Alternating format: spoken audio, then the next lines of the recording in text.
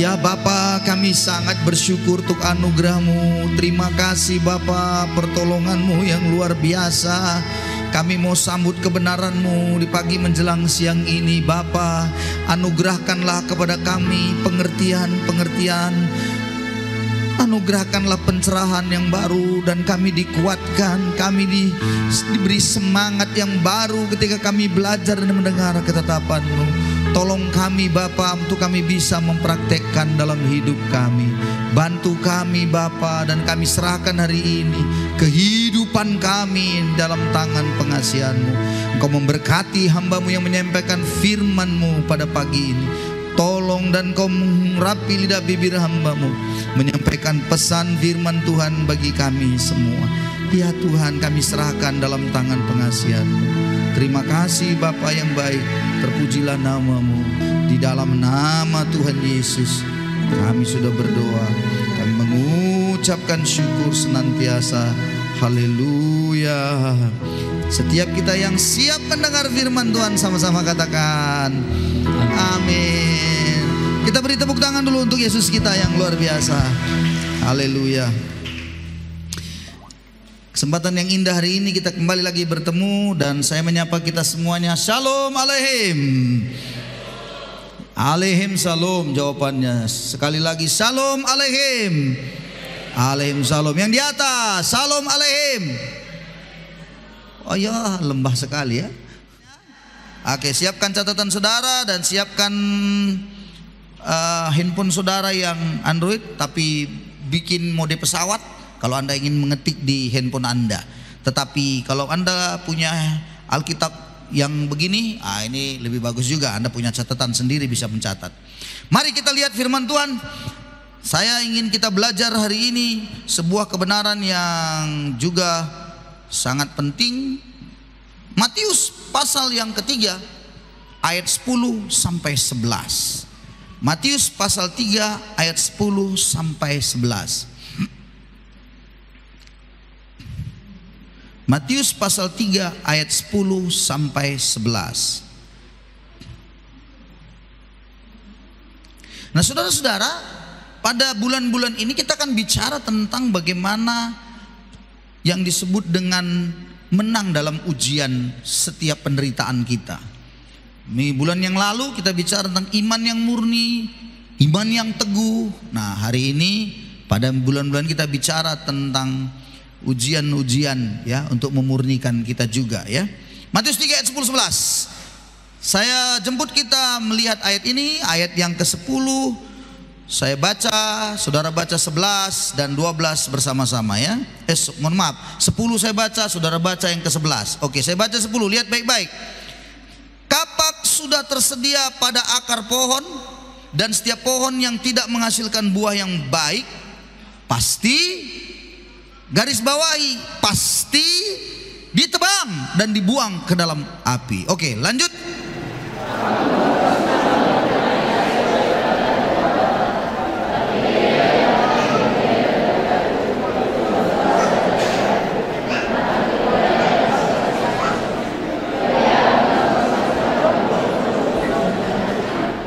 Perhatikan saudara-saudaraku, ayat ini kita akan belajar beberapa hal penting. Yang pertama, kapak sudah tersedia itu diibaratkan sebuah pohon, dan kalau tidak berbuah ditebang lalu dicampakkan ke dalam api. Kekristenan, anak-anak Tuhan harusnya memiliki sebuah bukti dalam hidupnya sebagai anak Tuhan, apa yang sering disebut dia harus menghasilkan buah. Katakan bersama saya, menghasilkan buah. 2, 3 ya. Kalau tidak berbuah, ditebang dan masukkan ke dalam api. Itu berbicara tentang sesuatu yang sebenarnya tidak ada gunanya. Jadi Anda dan saya dalam menjalani hidup, kekristenan Anda dan saya harusnya kekristenan yang menghasilkan buah. Menghasilkan buah dalam Alkitab ada beberapa jenis memang.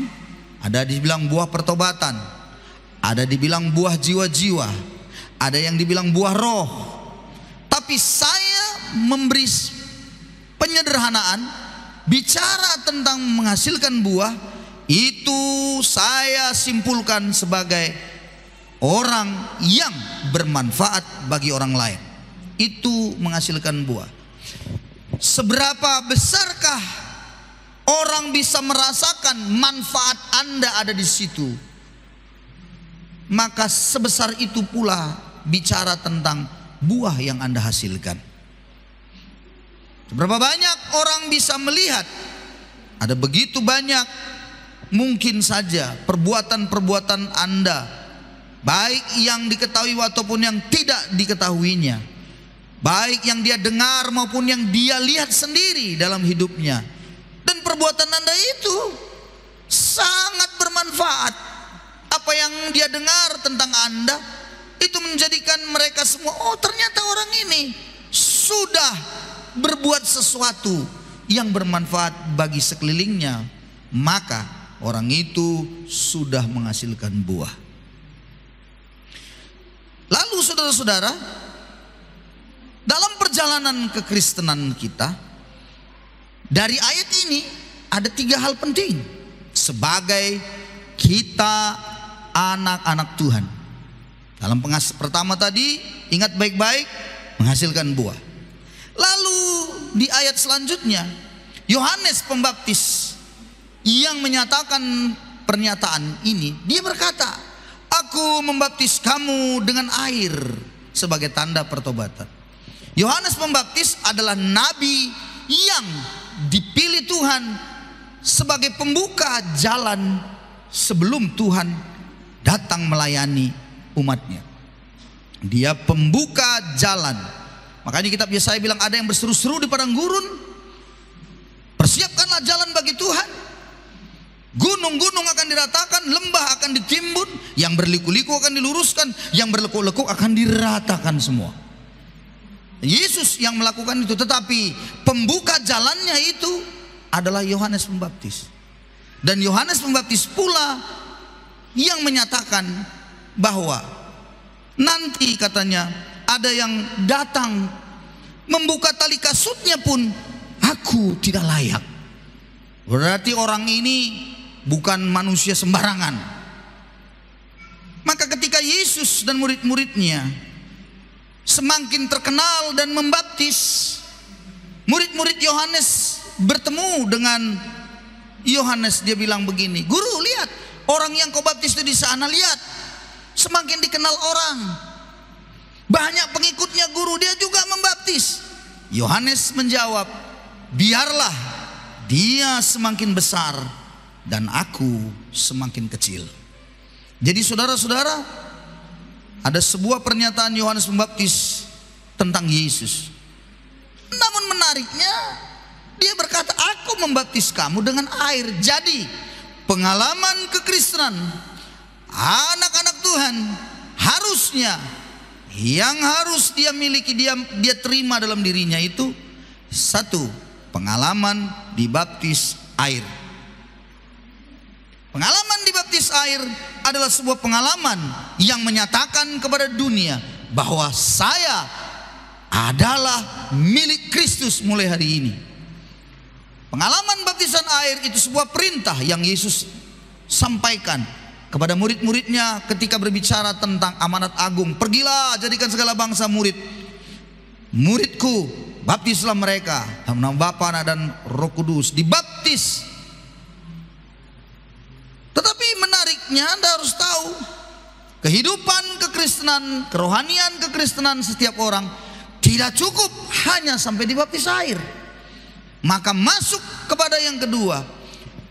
Yohanes bilang, aku tidak berkuasa melepaskan kasutnya. Nanti yang datang, tidak, aku nggak layak. Dan dia bilang, orang itu akan membaptis kamu dengan Roh Kudus. Maka poin yang kedua adalah pengalaman kekristenan harusnya ada pengalaman baptisan Roh Kudus dalam hidupnya. Halo, dengar baik, saya mau beritahu ini. Jangan cukup puas kau sudah dibaptis air, Jangan cukup puas kau sudah lahir baru terima Yesus, itu yes. Tapi pengalaman selanjutnya adalah pengalaman baptisan Roh Kudus. Memang saya harus akui, tafsiran baptisan Roh Kudus ini dengan banyak penafsir dan teolog bermacam-macam tafsirannya, berbeda-beda. Ada yang mengatakan bahwa ketika kita terima Yesus, kita sudah dibaptis oleh Roh Kudus. Ada yang menyatakan begitu. Ada yang menyatakan baptisan Roh Kudus yang sesungguhnya adalah bagaimana dia sudah menghasilkan buah-buah roh dalam hidup. Berarti dia sudah dibaptis Roh Kudus. Saya mengatakan kepada saudara, pengalaman saya pribadi, pengalaman baptisan Roh Kudus itu sendiri saya alami dan bukan sesuai dengan tafsiran mereka. Jadi kalau saya selalu ada perbedaan pandangan dengan teman-teman yang lain, maka saya tidak mau terlalu ribet, tidak mau ribut urusan yang namanya ribut masalah tafsiran teologi itu. Tapi kalau kita melihat di dalam Kisah Para Rasul, murid-murid yang sudah menerima Yesus, muridnya Paulus, itu mereka ditumpangkan tangan menerima baptisan Roh Kudus. Hari ini ada praktek baptisan Roh Kudus dari orang-orang yang ikut pengajaran dasar kekristenan 1. Saya percaya baptisan Roh Kudus dan saya sudah mengalaminya. Tapi saya juga tidak percaya ada yang mengungkapkan baptisan Roh Kudus itu bisa diajar-ajari. Karena yang membaptis Roh Kudus itu siapa? Tuhan Yesus. Yang membaptis air itu siapa? Bisa manusia. Jadi baptis air itu adalah seorang hamba Tuhan yang memang sudah diberikan otoritas untuk melakukan itu dalam sebuah gereja. Tetapi baptisan Roh Kudus itu tergantung kerinduan Anda. Anda mau mengalaminya atau tidak? Ada banyak orang tidak mau. Mengapa? Karena dipikir apa itu baptisan Roh Kudus? Dan seringkali pula ada orang memang yang saya tahu persis yang salah di dalam menganugerahkan atau mempraktekkan apa yang disebut dengan baptisan Roh Kudus. Maksudnya apa? Ada orang yang hanya sebut mulut saja kelihatan sudah. Saya setuju bahasa roh, saya setuju. Tapi ada yang mengajarkan, ya udah ayo kau dibaptis Roh Kudus ini. Ikut bilang laba-laba bilang laba-laba. Ah, udah dibaptis Roh Kudus kau. Lidi bilang lidi. Ah, udah lidi. Ah, cocok. Iya bilang ayam sayur. Ah, udah ayam sayur. Ah, udah dibaptis Roh Kudus kau. Bukan pengalaman pendeta, itu pengalamannya dengan Tuhan. Tapi orang itu harus merindukan baptisan Roh Kudus. Anda harus merindukan. Tujuannya apa, Pak? Kalau baptisan air dengan sebuah tujuan menyatakan kepada dunia bahwa saya hari ini milik Kristus. Pengalaman kematian kebangkitan Kristus itu saya alami, itu baptisan air. Tapi baptisan Roh Kudus apa tujuannya? Baptisan Roh Kudus tujuannya bukan bergetar-getar. Karena gereja hari-hari ini ku tengok pokoknya udah bergetar-getar, udah cukup. Di gereja ada doa apa? Baptisan Roh Kudus, kepenuhan Roh Kudus. Salahkah? Tidak. Baguskah? Bagus. Tapi tujuannya apa? Hanya mau mencari sensasi, hanya mau mencari fenomena. Ayo itu aja. Ingat, baptisan Roh Kudus bukan ditujukan untuk itu. Kisah Para Rasul pasal 1, ketika Yesus berkata, tunggu di Yerusalem sampai kamu menantikan janji Bapa. Lalu dikatakan kamu akan menerima kuasa. Apa itu? Jikalau Roh Kudus turun ke atas kamu. Mari kita lihat Kisah Rasul 1 ayat 5 dulu. Pengalaman ini harus ada dalam setiap orang Kristen. Harusnya. Tapi banyak yang enggak menerima. Tapi saya mau beritahu pada saudara, karena itu firman Tuhan ada mengatakan harus diterima memang. Cuman mungkin coraknya atau caranya mungkin banyak yang kurang pas. 1 ayat 5, sebab Yohanes membaptis kamu dengan air, tapi tidak lama lagi kamu akan dibaptis dengan Roh Kudus. Yesus berkata, Roh Kudus yang dijanjikan itu akan ada. Lalu kemudian Yesus mau terangkat ke surga, disebutkannya ayat yang ke-8, tapi kamu akan menerima kuasa kalau Roh Kudus turun atas kamu. Kamu akan menjadi saksiku, Yerusalem, Judea, seluruh Judea dan Samaria sampai ke ujung bumi. Jadi tujuan dibaptis Roh Kudus agar engkau menjadi apa? Saksi. Agar engkau menjadi orang yang apa? Saksi. Bahasa Yunani yang dipakai martus. Dari kata martus muncul kata martir. Berani mati buat Tuhan. Banyak orang sekarang kenapa tidak berani mati buat Tuhan? Karena kau tidak dipenuhi Roh Kudus, tidak dibaptis Roh Kudus. Penakut, takut menghadapi semuanya. Kau perlu minta sama, jangan minta ke saya, minta sama Tuhan. Itu kerinduan Anda. Kamu akan menerima kuasa. Kalau Roh Kudus turun, kuasa dalam bahasa Yunani dipakai dunamos. Kata dunamos muncul kata dinamit, siap meledak. Dinamo, dinamika. Saudara-saudara, Anda harus memiliki itu. Hei anak Tuhan, jangan minta pada saya, minta pada Tuhan. Karena Dia yang akan memberikannya. Katanya kamu nanti akan dibaptis Roh Kudus. Bukan rasul-rasul, bukan pendeta, Yesus. Tapi maaf, kalau Anda hanya ingin kekristenan Anda sebatasannya sudah selesai baptis air, saya sudah selamat puji Tuhan, ya oke lah, sebatas itu saja. Tapi masa kau tidak mau dipakai Tuhan lebih lagi? Hah? Masa kau tidak mau dipakai Tuhan di dalam lingkungan pekerjaanmu? Mau dipakai Tuhan untuk sesuatu yang lebih luar biasa? Kami 1 minggu ini kurang lebih hampir tiap hari keluar. Ngapain? Doain orang kesurupan.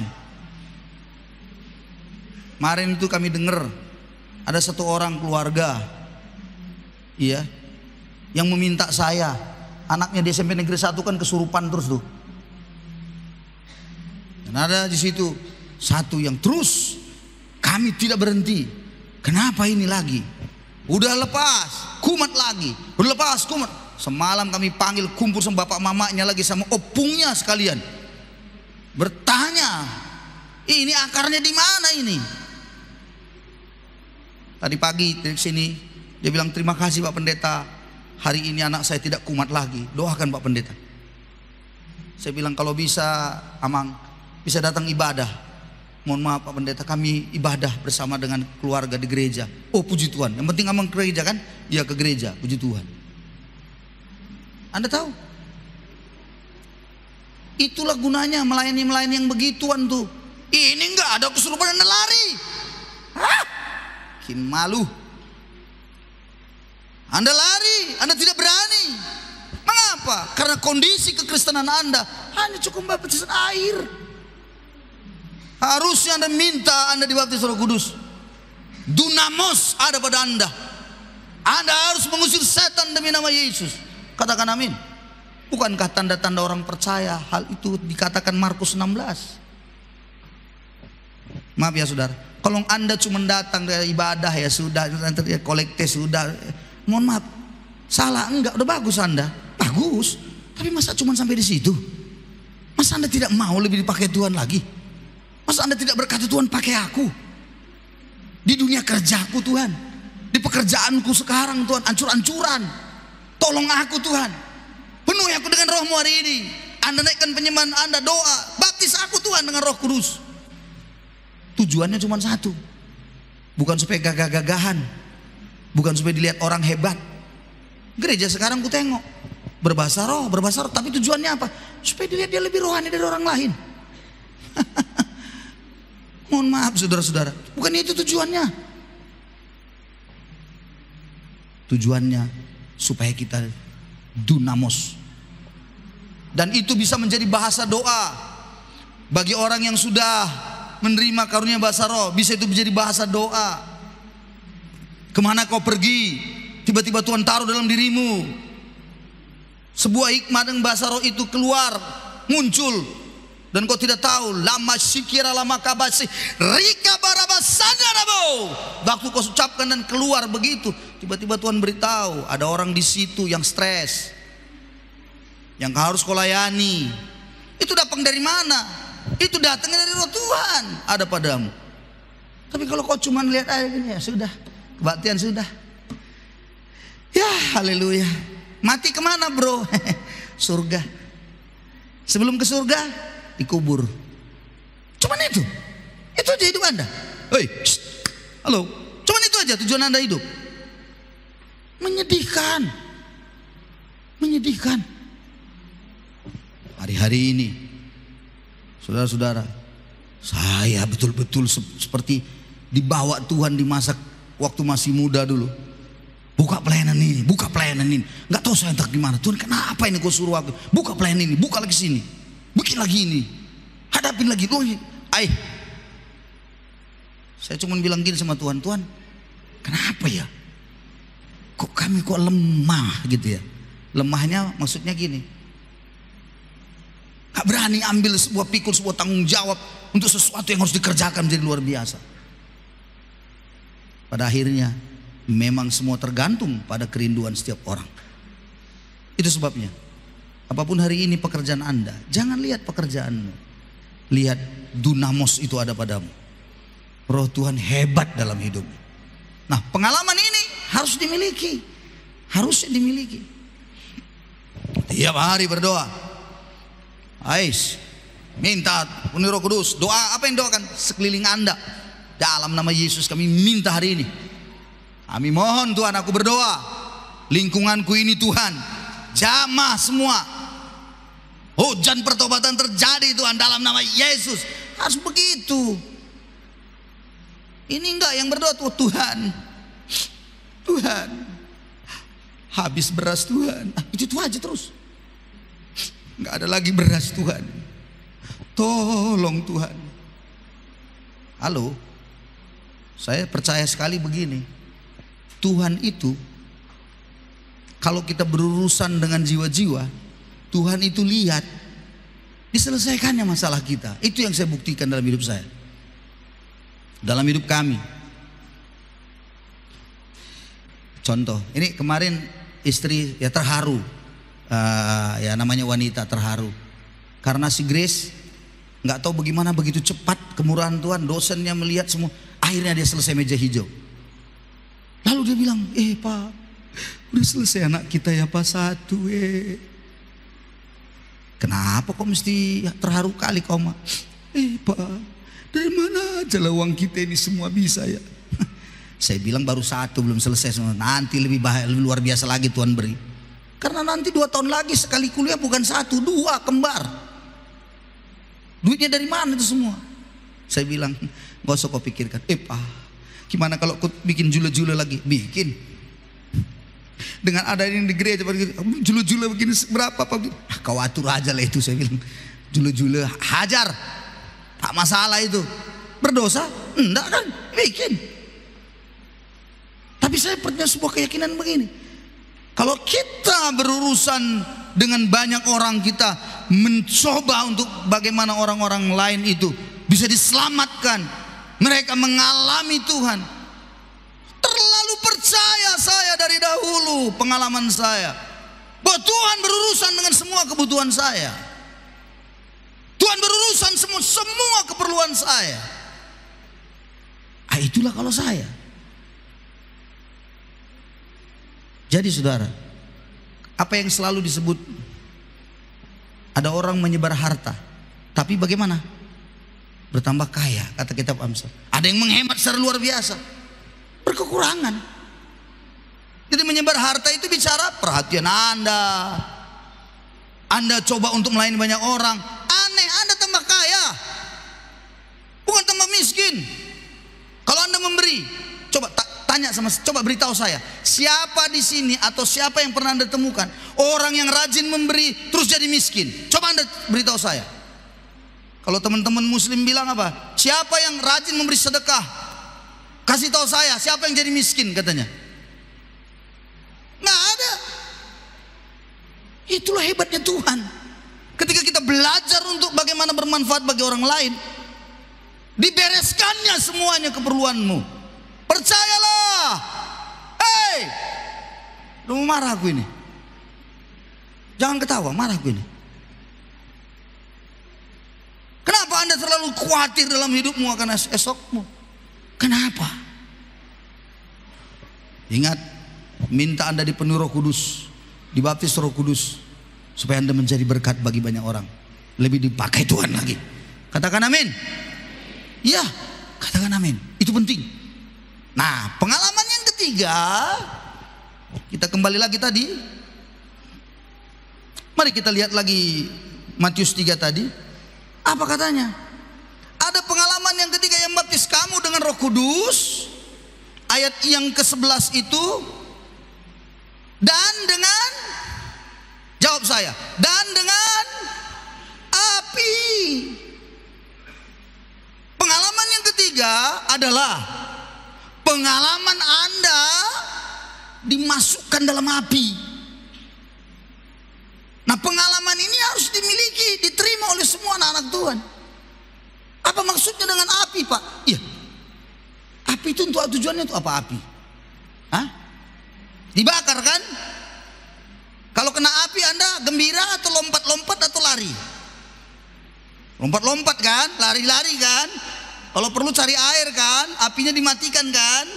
Tahukah Anda kalau api dari Tuhan gak mati-mati bisa begini? Tapi apa tujuan bicara api itu? Disitulah bicara tentang pemurnian hidup Anda di dalam Tuhan melalui penderitaan. Penderitaan akan Anda alami. Iya. Saya kemarin dengerin rekaman khotbah Ibu Gembala minggu yang lalu. 2 minggu yang lalu kalau saya, 2 minggu yang lalu. Bicara tentang iman yang murni. Bagaimana kita harusnya menjadi seorang yang penuh dengan kemenangan atas ujian atas berbagai macam persoalan hidup. Ujian, menang. Iman yang murni itu harus diuji kan? Tapi di dalam contoh dia berikan tentang pemurnian logam. Anda tahu kalau sebuah perlombaan, apa hadiah yang akan diterima? Medali maksud saya. Medali apa yang bisa diterima? Ada 3 jenis medali bukan? Emas, perak, dan perunggu. Perunggu ini adalah campuran antara tembaga dengan timah. Dan untuk memurnikan perunggu, tembaga, timah, perak, emas, itu berbeda kan? Titik didihnya itu katanya berbeda, derajatnya berbeda. Ya. Untuk memurnikan sebuah tembaga itu membutuhkan titik didih 2562 derajat Celcius. Untuk timah 2062 derajat Celcius. Untuk perak 2162 derajat Celcius. Tapi untuk emas 2700 derajat Celcius. Pertanyaannya, kenapa emas tinggi kali titik didihnya daripada yang lain? Jawabannya, karena dia lebih mahal, betul nggak? Dia lebih mulia, betul nggak? Kalau begitu, Anda harus bisa menerima penderitaan dengan titik didih yang begitu rupa, yang menyulitkan Anda. Tujuannya cuma satu, memurnikan kita supaya murni, semurni mungkin seperti emas. Dan kita akan bernilai sangat tinggi. Ingat, api itu akan menunjukkan kualitas Anda, nilai Anda. Api, keluar Anda dari api itu menunjukkan berapa nilai hidup Anda. Dengarkan saya, catat baik-baik ini. Keluar dari api itu, peleburan itu akan menunjukkan berapa kualitas Anda. Nilai Anda di mata banyak orang berapa? Itu tergantung dari berapa derajat suhu yang Anda terima. Saya tanya saudara, Anda mau menjadi seperti emas, perak, perunggu, atau kaleng-kaleng? Jawab saya, Anda mau jadi mana? Emas. Emas. Tolong soalnya. Anda mau jadi emas. Betul. Jalan satu-satunya, terimalah banyak masalah. Kan gak ada yang mau. Kalau nggak mau bagaimana? Ya udah, kaleng-kalenglah kau. Untuk apa kaleng-kaleng? Ya hanya untuk membangunkan orang. Sahur itu aja lah, kaleng-kaleng. Kan cuma jadi itu. Sangat disayangkan. Jadi ada yang bilang sama saya, banyak kali penderitaan ini susah Pak gini-gini. Kenapa belum berhenti belum selesai? Saya jawab, jangan-jangan kalau kau dikeluarkan dari situ udah selesai, kau masih jenis apa? Aluminium, belum emas. Jadi bagaimana Pak? Tahankan. Cuma gimana menahankan? Ya macam mana tahankan lah. Halo, ada yang mau lari karena penderitaan. Tuhan gimana? Di tempat kerjaku begini, Tuhan mau lari. Ayat firman bilang apa? Tunduklah kepada pemimpinmu, yang bukan hanya yang baik-baik, tapi juga yang kejam dan bengis. Bukankah begitu kata ayat itu? Ya, tunduklah. Siap. Dimarah-marah. Siap. Siap salah. Kan begitu. Siap komandan, salah. Saya kadang-kadang kalau ditelepon Bapak Bupati, ya teman baik saya Pak Bupati Nyasutara, dia telepon saya, Pak Pendeta, saya langsung jawab, siap. Ya petunjuk Pak Bupati. Kira-kira apa? Ketawa dah Pak Pendeta. Iya petunjuk, siap petunjuk. Ya begitu. Kenapa saudara-saudara? Ya kalau kita dengan pemimpinnya begitu. Tapi kan kita kadang-kadang nggak mau. Jangankan dulu dengan yang bengis, dengan pendeta yang kayak ganteng kayak aku ini aja pun nggak mau. Selalu melihat yang jelek, ya kan? Oh keras sekali kedua bapak itu, payah itu, nggak usah lagi kita gereja di situ. Kenapa? Firmannya itu bukan firman Tuhan itu, nembak-nembak dosa kita. Nah, ajaib itu manusia. Baru di situ sudah, belum lagi yang lain.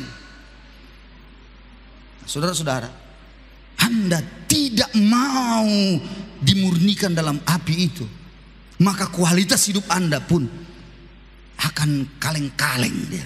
Ini bahasa kaleng-kaleng bahasa orang Medan ini. Artinya apa? Kualitasnya ya beleng-beleng lah. Nggak ada kualitas yang mumpuni begitu. Oke. Saya mau kita lihat, masih ada waktu. Oh Tuhan. Bagaimana? No, Pak, Vanita, Pak. Lanjut. Ada yang sudah mulai tegang. Wah, celaka ini dia. Ditembak lagi dosaku ini. Bukan. Enggak ada maksudku nembak-nembak di situ. Aku cuman mengklarifikasi. Saudara-saudara harus ngerti. Coba kita lihat. Mari kita perhatikan kitab Yakobus 5 ayat 7 sampai 11. Yakobus 5. Perhatikan baik-baik, masih punya waktu. Mudah-mudahan ya saya upayakan dengan cepat, karena waktu kita masih ada. Yakobus 5 ayat 7 sampai 11. Kita baca bersama-sama. Ayo bersama-sama ya. Bersama-sama 2, 3 ya. Karena itu saudara-saudara, bersabarlah sampai kepada kedatangan Tuhan. Sesungguhnya petani menantikan hasil yang berharga dari tanahnya, dan ia sabar sampai telah turun musim hujan gugur dan hujan musim semi. Kamu juga harus bersabar dan harus meneguhkan hatimu, karena kedatangan Tuhan sudah dekat. Saudara-saudara, janganlah kamu bersungut-sungut dan saling menyalahkan, supaya kamu jangan dihukum. Sesungguhnya hakim telah berdiri di ambang pintu.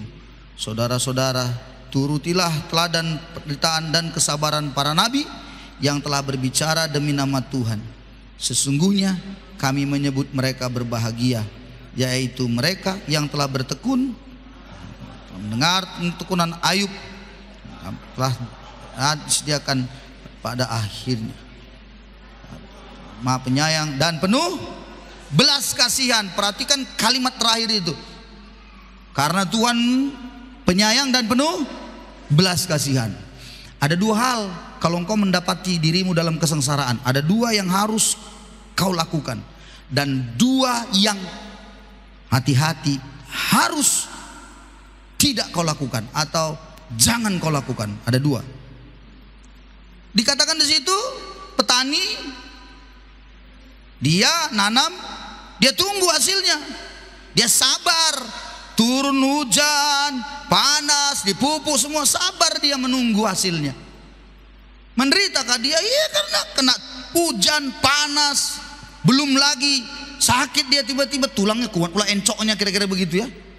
Nah, itu kan sakit, menderita memang. Tapi pada akhirnya dia mendapatkan hasilnya. Oleh karena itu, dalam Anda menghadapi kesengsaraan, penderitaan, ada dua. Satu, Anda harus belajar sabar. Katakan dengan saya, sabar.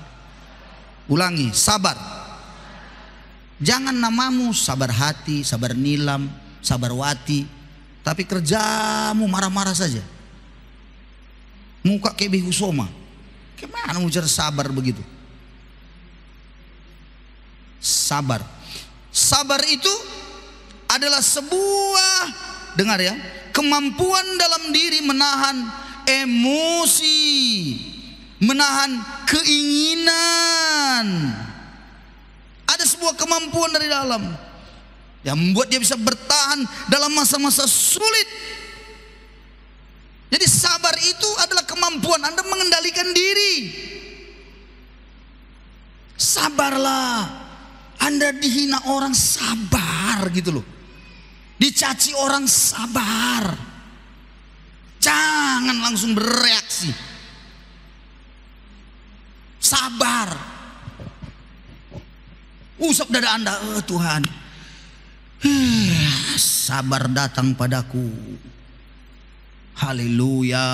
Sabar. Saya kalau nggak sabar-sabar dalam menggembalakan, wah udah kumat emosiku terus. Udah bisa kumat darah tinggi.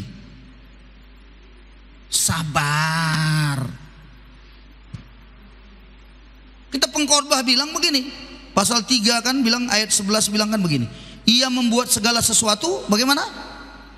Indah pada waktunya. Sabar sampai kapan? Indah pada waktunya. Akan dilakukan Tuhan indah pada waktunya. Nggak perlu kita kerusuk begitu. Sabar. Orang yang sabar melebihi pahlawan.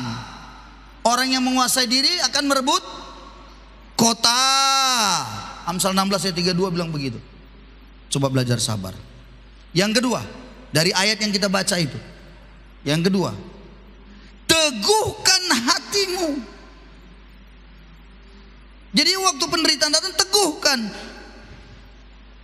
Dalam kamus bahasa Indonesia, apa namanya itu, KBBI, ya, kamus besar bahasa Indonesia, kata teguhkan hati itu sama artinya dengan tegarkan diri, tabahkan dirimu.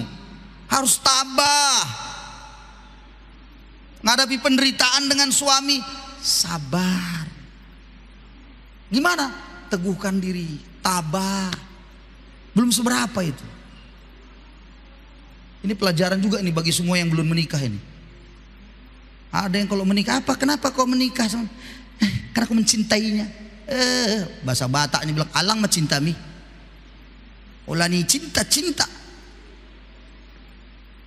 Saya mau beritahu pada Anda, sebelum Anda menikah, urusan cinta itu memang benar. Tapi setelah Anda menikah, urusannya adalah komitmen. Bukan bicara cinta-cinta lagi. Makanya karena Anda selalu bicara cinta-cinta, akibatnya apa? Begitu Anda seperti tidak mencintai lagi, Anda cari yang lain, pasangan yang lain. Ribut sedikit, cari yang lain. Halo? Jangan kau bikin lagi talak 1, talak 2, talak 3. Akhirnya bedak talak. Bukan begitu. Komitmen yang mengatakan bagaimanapun, amin saudara-saudara, sekalipun, itu komitmen.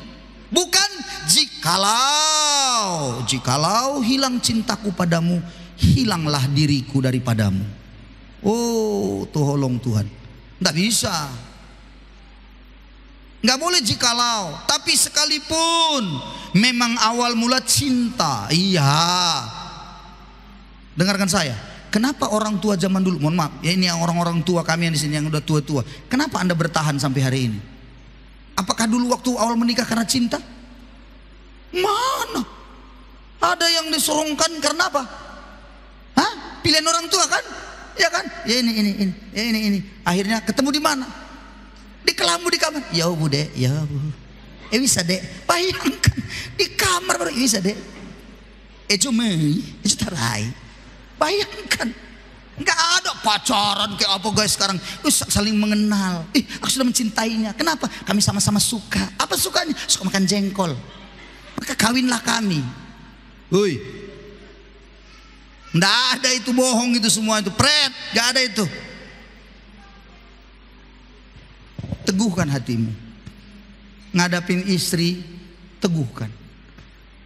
Bagaimana? Makin hari, ya saya sendiri mengalami. Betul.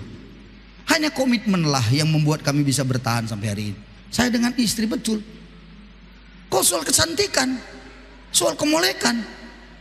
Hei, dengar ibu-ibu yang 40 tahun. Jangan kau ini, kau mulai banding-bandingkan dirimu dengan anak gadis 20 tahun. Kau sudah 3 kali turun mesin. Badanmu pun sudah luar biasa itu, melar lemak di sana sini. Jangan kau saingan dengan wanita-wanita yang belum menikah yang 20 tahun. Kecantikan itu sia-sia, kemolekan itu sia-sia. Apa yang akan terjaga? Komitmen. Kok ke situ ya? Aku pun nggak tahu kenapa jadi ke situ. Saya percaya jangan-jangan ada di sini yang mau perang ini. Teguhkanlah hati. Nah, itu 2 yang harus dilakukan. Ada 2 yang jangan dilakukan atau dilarang dalam masa-masa kesengsaraan. Yang pertama, coba baca ayat itu bilang apa? Apa katanya? Janganlah kamu bersungut-sungut. Jadi kalau kesengsaraan datang, jangan muka ke bahasa Inggris nih ya. Muka ke kemana? Hidung sama bibirnya balapan terus. Stop. Ingat ya, bersungut-sungut tidak pernah menghasilkan berkat dalam hidup Anda. Justru kalau kita baca 1 Korintus pasal 10 bagaimana orang Israel tidak sampai ke tanah Kanaan. Kenapa? Salah satu dosanya bersungut-sungut. Jadi bersungut-sungut itu adalah dosa yang akan membuat kita tidak sampai di tanah Kanaan. Jangan penderitaan, jangan bersungut-sungut. Lihat suamimu begitu modelnya, jangan bersungut-sungut. Kurang ajar suami. Jangan. Sabar. Kalau datang dia sambut. Haleluya papi. Apa papi? Palang pintu gitu. Haleluya, sabar. Ya begitu hidup. Jangan bersungut-sungut. Dengan setiap kejadian apapun, belajar tuh tenang. Amin saudara-saudara. Amin ibu-ibu. Siapa yang paling sering bersungut-sungut di rumah? Bapak-bapak atau ibu-ibu? Oh, ada yang bilang sama-sama. Kayaknya nggak yakin aku sama-sama itu. Jangan bersungut-sungut, jangan bersungut-sungut. Jangan. Saya selalu bilang sama istri saya, sama ibu gembala bilang, Ma, aduh, kau ngomong itulah. Saya bilang, ayo, udahlah, udah cukup itu. Ayo, gimana? Aku punya mulut katanya. Iya, punya mulut pun, tapi direm. Itu bagaimana begini? 15.000 kata loh. Katanya kan 15.000 kata kalau istri berbicara. Saya bilang, kuhitung dari tadi sudah 16.050, udah kebanyakan. Stop dulu, stop. Udah kebanyakan. Ingat saudara-saudara, bersungut-sungut tidak pernah. Anda coba bertemu dengan orang bersungut-sungut dia, Anda sejahtera. Hah? Coba waktu Anda punya masalah, Anda bersungut-sungut, berkacalah Anda pada muka Anda. Coba berkaca, lihat muka Anda.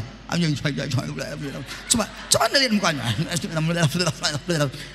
Yakin aku mukamu itu semua, aduh, kayak behu pasti ya. Karena Anda selalu bersungut-sungut saja. Nggak ada berkatnya bersungut-sungut. Yang kedua, kedua, tidak boleh dilakukan apa?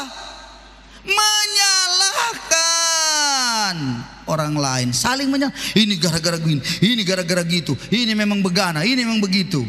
Dalam rumah tangga juga gitu sering. Memang jelas kesalahan suami, memang.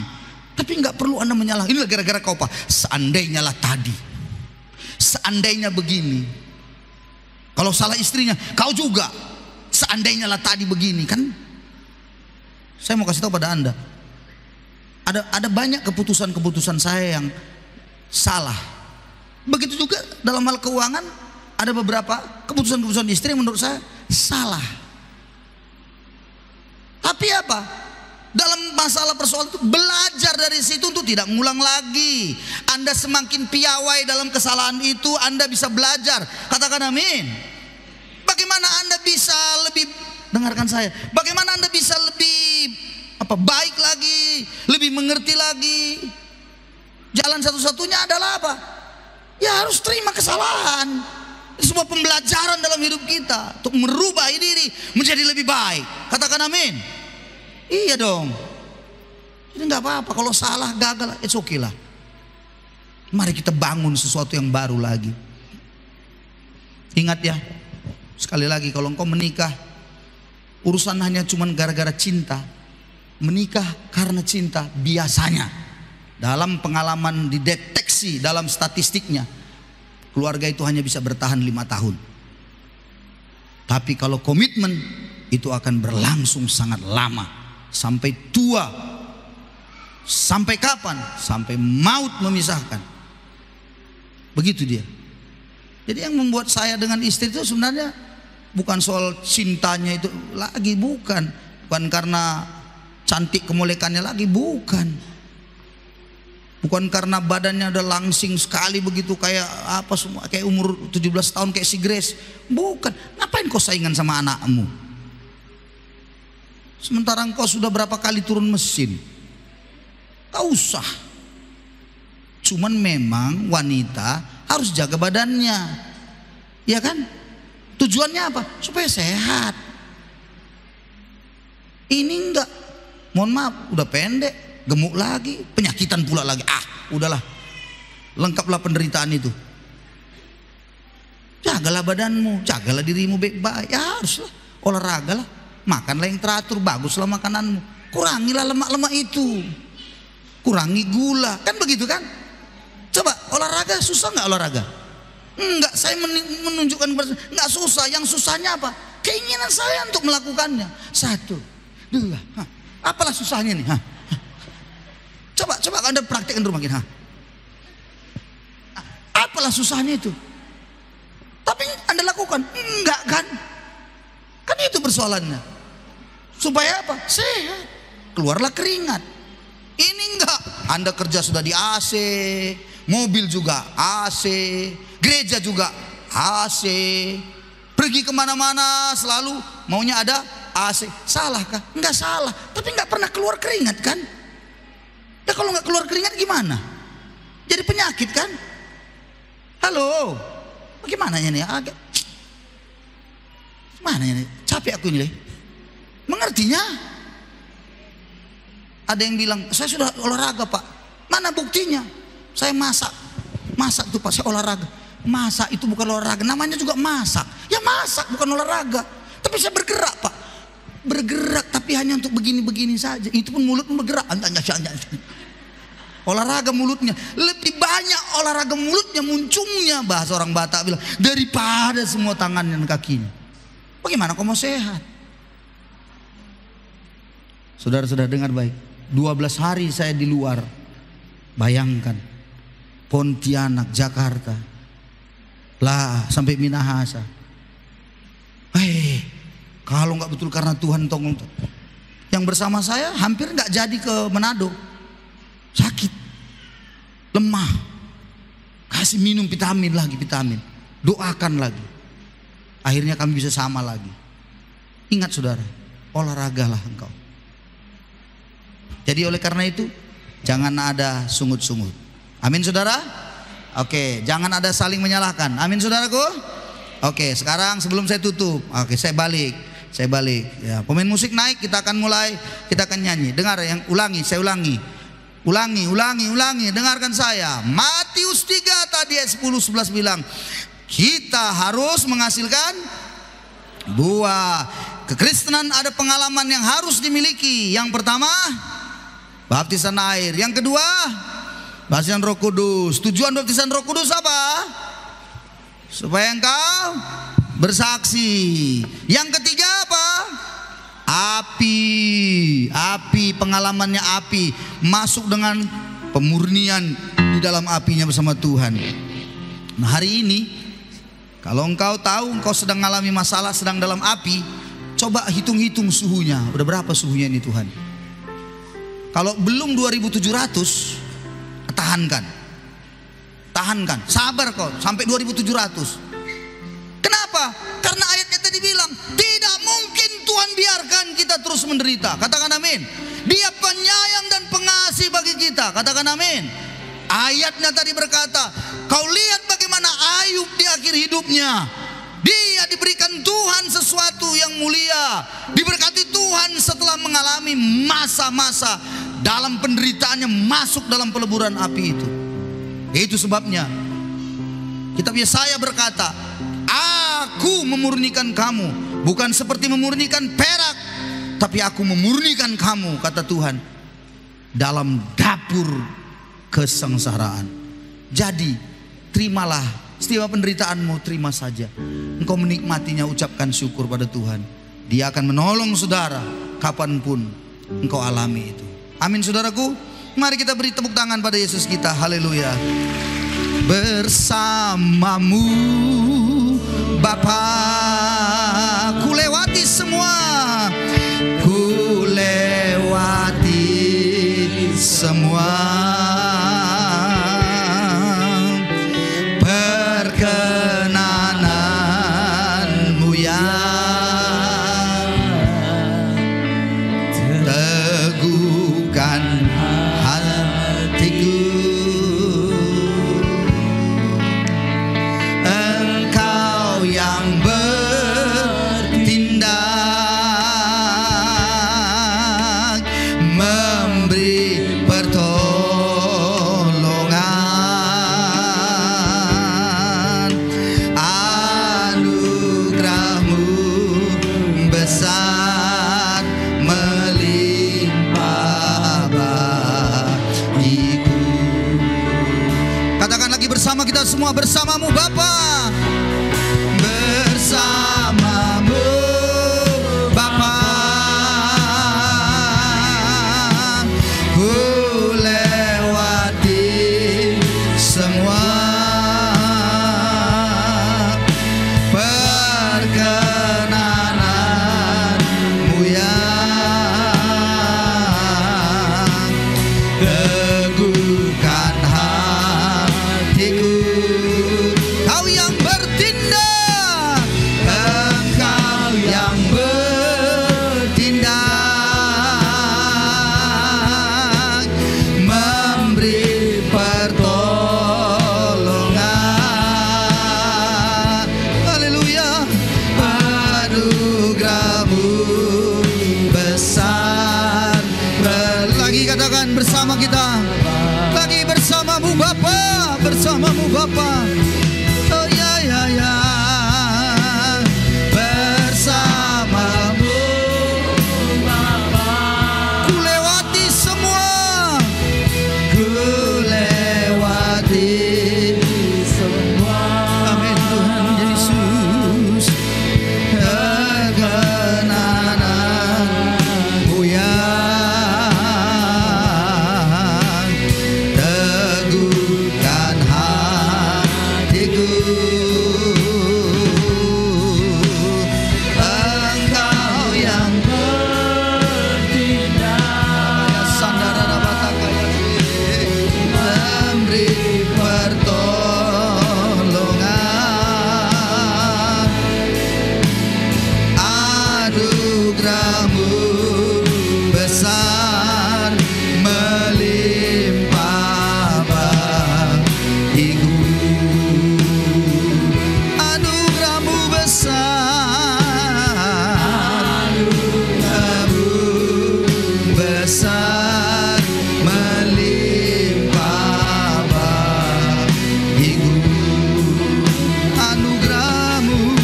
besar, anugerah-Mu besar, melimpah bagiku.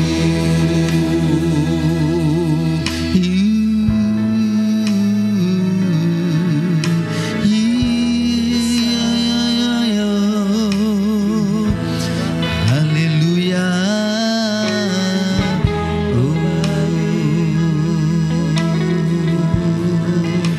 Ya ya ya ya ya ya. Ya ya ya ya ya ya.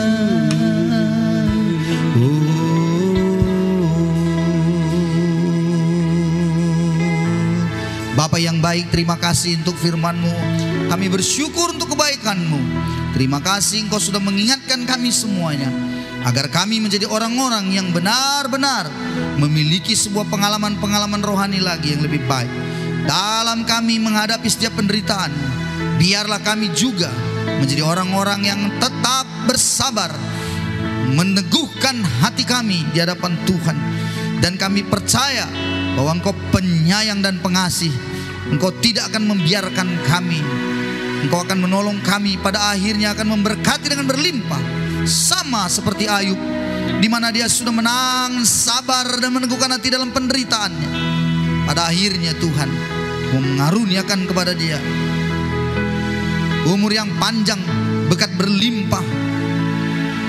Engkau berikan kepadanya senantiasa sukacita dalam keluarganya. Anak-anaknya kembali ada di tengah-tengahnya. Aku percaya ya Tuhan, itu bisa kami terima dan kami terima hari ini dalam hidup kami, dalam keluarga kami masing-masing. Bapa, biarlah kami ketika menghadapi penderitaan apapun, Tuhan bawa kami untuk menyadari bahwa sesungguhnya Tuhan juga sedang memurnikan kami. Terima kasih Bapa. Terima kasih, kami pulang nanti, kami sudah mendapatkan sesuatu yang baru. Kami memperoleh sebuah pengertian lagi, sehingga kami dikuatkan kembali. Bangkit semangat kami melayani Tuhan. Kami mampu menang dalam semua kesusahan. Terima kasih Tuhan Yesus, hamba-Mu sudah selesai berbicara. Kiranya Roh-Mu yang kudus lebih lagi berbicara dalam setiap hati kami. Kau mengingatkan kami semuanya. Terpujilah nama Tuhan sampai selama-lamanya. Dalam nama Yesus kami berdoa. Setiap kita yang percaya katakan amin. Amin. Kita beri tepuk tangan bagi Yesus kita. Haleluya.